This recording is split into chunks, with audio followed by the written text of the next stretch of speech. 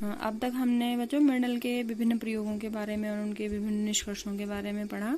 अब हम ये देखते हैं कि जो मेंडल ने विभिन्न निष्कर्ष निकाले थे या जो अभी उन्होंने आगे नियम भी दिए हैं, ये जो नियम दिए उन्होंने वो अपने प्रयोगों के आधार पर दिए। उन्होंने मटर के पौधों पर कई सालों तक प्रयोग किया और उनका जो पहला प्रयोग था उसे कहा जाता है एक संकर संकरण। एक संकरण संकरण इसे इसलिए नाम दिया जाता है या मोनो हाइब्रिड क्रॉस। मोनो या एक मने होता है बच्चों जो सिंगल, ये उन्होंने यहाँ पर मटर का पौधा है उसके केवल एक गुण को लेकर के दो जनकों के बीच या दो पौधों के बीच संकरण करवाया। संकरण करवाने मतलब उनके बीच में स्वपरागण की क्रिया के पश्चात नई संतति पीढ़ी का निर्माण करने का प्रयास किया, जिससे उन्होंने विभिन्न गुणों पे अध्ययन किया। तो यहाँ पर हम सबसे पहले जो उन्होंने प्रयोग किया और सबसे पहला जो गुण उन्होंने लिया बच्चों वो गुण था लंबाई के आधार पर। और लंबाई के आधार पर उन्होंने दो गुणों को निर्धारित किया। पहला गुण उन्होंने लिया लंबा और दूसरा गुण उन्होंने लिया बौनापन का, और इनको उन्होंने नाम दिया था बच्चों ट्रेट। जब मेंडल ने सबसे पहले इनका प्रयोग किया था उन्होंने कहा था ये ट्रेट्स हैं। ट्रेट्स के आधार पर फिर उन्होंने फैक्टर्स नाम दिया जब उन्होंने युग्मकों का निर्माण कराया। तो अभी हम सामान्य उसमें देखते हैं लंबेपन का और बौनेपन के दो गुण उन्होंने लिए। और इसमें क्योंकि प्रत्येक गुण के लिए जो है दो जीन जिम्मेदार होते हैं, तो लंबाई का जीन जिस पौधे को जो लंबा पौधा लिया गया तो उसमें इस तरह से लंबाई के दो जीन हैं जो लंबेपन के लिए उत्तरदायी हैं, और जो बौना पौधा लिया गया उसमें बौनेपन के दो जीन हैं जो बौनेपन के लिए आपके उत्तरदायी हैं। उन्होंने लंबेपन को प्रदर्शित करने के लिए जिस संकेत का प्रयोग किया वो था आपका कैपिटल टी। अब क्योंकि जो पौधा है उसमें जो है दो जीन उपस्थित हैं तो उन्होंने उसको प्रदर्शित किया कैपिटल टी। ये एक जनक हो गया। और बौनेपन के लिए उन्होंने लिया स्मॉल टी, तो क्योंकि जोड़े में उपस्थित है फिर से स्मॉल टी। तो ये इसको उन्होंने नाम दिया जनक पीढ़ी या पेरेंट जिसको कहा जाता है। अब हमने पढ़ा है पहले कि जो लैंगिक जनन होता है उसमें युग्मकों का निर्माण होता है, क्योंकि मटर में भी लैंगिक जनन होता है। लैंगिक जनन में जो जनक होते हैं सबसे पहले युग्मकों का निर्माण करते हैं, और युग्मकों के निर्माण में गुणसूत्रों की संख्या या यहाँ पर आप कहिए कि जीन की संख्या आधी रह जाती है। यहाँ पर दो हैं तो जब युग्मकों का निर्माण होता है उसमें एक एक रह जाते हैं। तो जो युग्मक बनते हैं वो आपके इस तरह से, एक युग्मक इस तरह से बन गया और एक युग्मक इस तरह से। ये पहले जनक का लंबा पौधा जो जनक है उसके दो युग्मक बन गए, और जो बौना पौधा जो जनक है उसके युग्मक आपके इस तरह से बन जाते हैं। ये युग्मकों का निर्माण हो गया। तो ये युग्मक हैं, ये जनक पीढ़ी है। अब संतति के निर्माण में एक युग्मक एक जनक से आता है, दूसरा युग्मक दूसरे जनक से आता है। मनुष्य के उसमें कहते हैं एक माता से आता है एक पिता से आता है। हम यहाँ पर जो संतति का निर्माण करते हैं उसमें इस तरह से संतति का निर्माण करते हैं कि उसको एक युग्मक एक जनक से और दूसरा युग्मक दूसरे जनक से प्राप्त होता है। अब हम यहाँ पर बच्चों सावधानी पूर्वक देखते हैं। देखिए ये आपको एक जनक से मिला, इसमें जो दूसरा युग्मक आएगा वो हमारा दूसरे जनक से आ जाता है। इसको जो है एक युग्मक एक जनक से मिला, दूसरा युग्मक दूसरे जनक से मिल जाता है। अब यहाँ पर फिर से यहाँ पर जो हम फिर संतति का निर्माण करेंगे, एक युग्मक जो है पहले जनक से मिलता है, दूसरा युग्मक दूसरे जनक से प्राप्त हो जाता है। एक युग्मक आपको पहले जनक से मिलता है और दूसरा युग्मक दूसरे जनक से प्राप्त हो जाता है। तो इस तरह से यहाँ पर जब संतति का निर्माण होता है, अब आप युग्मकों का मिलान कीजिए। यहाँ कैपिटल टी और दूसरा युग्मक यहाँ से मिला स्मॉल टी, यहाँ पर कैपिटल टी दूसरा युग्मक इससे मिला है स्मॉल टी।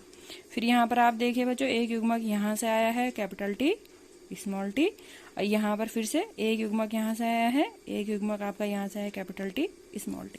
तो इसमें आप देखिए ये इसको मैंने कहा ये पेरेंट पीढ़ी है, ये पहली पीढ़ी है, इसको F1 जनरेशन कहा जाता है। F1 जनरेशन में आप देखिए सारे पौधे आपको एक के पास एक कैपिटल टी है और दूसरा स्मॉल टी है। अब यहाँ पर बच्चों मैं आपको फिर से जीनोटाइप और फिनोटाइप पर आती हूँ। इसका जीनोटाइप है कैपिटल टी, दोनों जीन लंबेपन के लिए उत्तरदायी हैं। इसका जीनोटाइप है स्मॉल टी, दोनों जीन बौनेपन के लिए उत्तरदायी हैं। और इसका जीनोटाइप है कैपिटल टी स्मॉल टी, यानी एक जीन लंबेपन का है और दूसरा जीन बौनेपन का है। इसका फिनोटाइप है लंबा पौधा, इसका फिनोटाइप है बौना पौधा। मेंडल ने जब ये प्रयोग किया, इन दोनों पौधों के बीच स्वपरागण की क्रिया कराई, तो यहाँ पर जो उसको फिनोटाइप मिला ये सारे के सारे पौधे लंबे थे, इनमें कोई भी पौधा आपका बौना नहीं था। तो F1 जो जनरेशन है, हमारी F1 जनरेशन है, F1 जनरेशन के सारे पौधों का फिनोटाइप हमको मिल गया लंबा पौधा, ठीक है। और जीनोटाइप, सबका जीनोटाइप एक जैसा है। तो और इसमें इसी आधार पर उन्होंने प्रभावी और अप्रभावी गुण का भी निर्धारण किया। उन्होंने देखा कि जब मैंने दो गुणों के बीच संकरण कराया था तो जो पहली पीढ़ी थी उसमें केवल लंबेपन का ही गुण प्रदर्शित होता है। इसका मतलब लंबेपन का गुण प्रभावी है और बौनेपन का गुण आपका अप्रभावी है। तो जो उन्होंने सारे निष्कर्ष निकाले हैं बच्चों, वो उन्होंने इस तरह से प्रयोग किए हैं। तो यहाँ पर आप प्रभावी और अप्रभावी लक्षण भी समझ गए होंगे। और यहाँ तक F1 जनरेशन तक मेंडल का पहला नियम आता है। मेंडल का प्रथम नियम कहता है कि जो यदि हम एक अप्रभावी लक्षण वाले और प्रभावी लक्षण वाले जनकों के बीच हम संकरण करवाएं तो प्रथम पीढ़ी में केवल प्रभावी लक्षण ही प्रदर्शित होता है। जो उसका फिनोटाइप होता है, फिनोटाइप में सारे जो संततियां होती हैं, सारी की सारी संततियां प्रभावी लक्षण को ही प्रदर्शित करती हैं। तो यहाँ पर बच्चों F1 जनरेशन के साथ मेंडल का पहला नियम आ जाता है, प्रभाविता का नियम। अब इसके बाद उन्होंने इस प्रयोग को आगे बढ़ाया।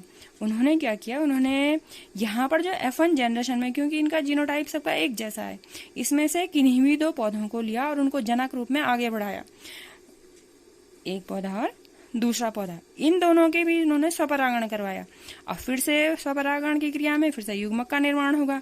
यहाँ पर आप देखिए, इससे जो युग्मक बनते हैं, एक में आता है कैपिटल टी, दूसरे युग्मक में आ जाएगा स्मॉल टी, क्योंकि युग्मकों के निर्माण में जीन आपके अलग होते हैं।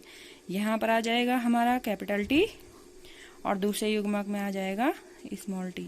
अब इसी तरह से फिर से संतति का निर्माण कीजिए। एक युग्मक एक जनक से, दूसरा युग्मक दूसरे जनक से। तो देखिए आप, एक युग्मक एक जनक से मिला, दूसरा युग्मक दूसरे जनक से मिला। यहाँ पर एक युग्मक एक जनक से, दूसरा युग्मक दूसरे जनक से। फिर यहाँ पर हम आते हैं, एक युग्मक हमको इस जनक से प्राप्त होता है, दूसरा यहाँ से प्राप्त होता है, दूसरा युग्मक यहाँ से और यहाँ से प्राप्त होता है। अब यहाँ पर देखिए, यहाँ पर ये कैपिटल टी, यहाँ से भी उसको कैपिटल टी मिलता है। तो कैपिटल टी, यहाँ पर देखिए स्मॉल टी, और जो दूसरा युग्मक इसको मिला है वो यहाँ से कैपिटल टी है। अब क्योंकि प्रभावी लक्षण पहले रखा जाता है, तो कैपिटल टी स्मॉल टी। यहाँ पर जो आपको मिला, देखिए कैपिटल टी यहाँ से मिला और स्मॉल टी यहाँ से मिला, तो कैपिटल टी स्मॉल टी। और यहाँ पर आप देखिए बच्चों, यहाँ से भी स्मॉल टी मिलता है और यहाँ से भी स्मॉल टी उसको मिल जाता है। तो ये आपकी, इसको नाम दिया मेंडल ने F2 जनरेशन, ठीक है। अब F2 जनरेशन में जब उन्होंने देखा तो उन्होंने सबसे पहले आता है बच्चों जीनोटाइप। जीनोटाइप में देखिए, इसमें दोनों जीन लंबेपन के हैं, इसमें लंबा और बौना दोनों जीन हैं, इसमें लंबे और बौनापन का दोनों जीन है, और इसमें दोनों जीन आपके बौनेपन के हैं। अब हम आते हैं फिनोटाइप पे। फिनोटाइप देखिए, ये तो शुद्ध लंबा है, इसलिए ये लंबाई का गुण प्रदर्शित करेगा। ये दोनों के दोनों हम यहाँ देख चुके हैं, क्योंकि प्रभावी गुण प्रदर्शित करता है। तो ये दोनों पौधों का जो भी फिनोटाइप होता है, ये लंबाई का होता है। इसका मतलब इन तीनों पौधों का जो फिनोटाइप है वो लंबाई है, लंबे पौधे हैं ये। और जो ये एक पौधा होता है, इसका जो फिनोटाइप होता है, ये बौना पौधा होता है। अब आप यहाँ पे देख सकते हैं कि हमने जनक पौधा लिया था बौना, और वो कहाँ जाकर के अपने को व्यक्त करता है, F2 जनरेशन में, वो भी केवल एक संतति में। तो इसलिए बौनेपन के लक्षण को बच्चों, क्योंकि ना वो यहाँ प्रदर्शित करता है और यहाँ भी वो बहुत कम संततियों में प्रदर्शित करता है, इसीलिए बौनेपन को उन्होंने अप्रभावी लक्षणों में रखा। और यहाँ पर उन्होंने एक दूसरा नियम फिर दिया। उन्होंने कहा, देखिए पहला पीढ़ी में हमने कहा कि केवल प्रभावी लक्षण ही प्रदर्शित करते हैं, तो प्रभावीता का नियम उन्होंने दिया। यहाँ पर उन्होंने देखा कि जो जनक, जब वो जो संततियां होती हैं, उनके जब युग्मक बनते हैं तो उन युग्मकों में वो गुण अपने आप को अलग अलग व्यक्त करते हैं, और अलग अलग व्यक्त करने के अनुसार प्रत्येक जो अप्रभावी लक्षण होता है वो भी अपने आप को व्यक्त करता है। तो यहाँ पर उन्होंने जो है दूसरा नियम दिया। यहाँ पर जो F2 जनरेशन में जो उनका दूसरा नियम आता है, इसको उन्होंने कहा पृथक्करण का नियम। पृथक्करण का नियम यानी जब किसी भी जनक से या किसी भी जीव से जब युग्मकों का निर्माण होता है, तो प्रत्येक जो गुण होता है वो अपने आप को युग्मक में अलग अलग रूप से और स्वतंत्र रूप से प्रदर्शित करने की क्षमता रखता है। तो ये बच्चों, ये पूरा मेंडल का आपका प्रयोग है, और इस आधार पर उन्होंने आपको दो नियम दिए हैं।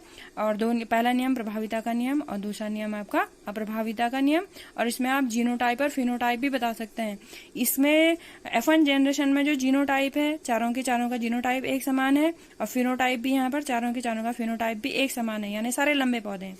यहाँ पर जो जीनोटाइप आता है बच्चों, यहाँ पे 1:, इसके 2 हैं, 2:1, एक बौना है, और ये आपका जीनोटाइप है। और जो आपका फिनोटाइप आता है, फिनोटाइप में यहाँ पर आता है देखो मैंने कहा था 3 लंबे हैं, तो 3 लंबाए पौधे हैं और एक हमारा बौना पौधा है, तो ये इसका फिनोटाइप बन जाता है। तो ये जीनोटाइप और फिनोटाइप का इस तरह से जो उन्होंने जितने निष्कर्ष निकाले हैं वो इस तरह से अपने प्रयोगों के आधार पर निकाले हैं, और इस सारे प्रयोग को नाम दिया गया है बच्चों एक संकरण या मोनोहाइब्रिड क्रॉस।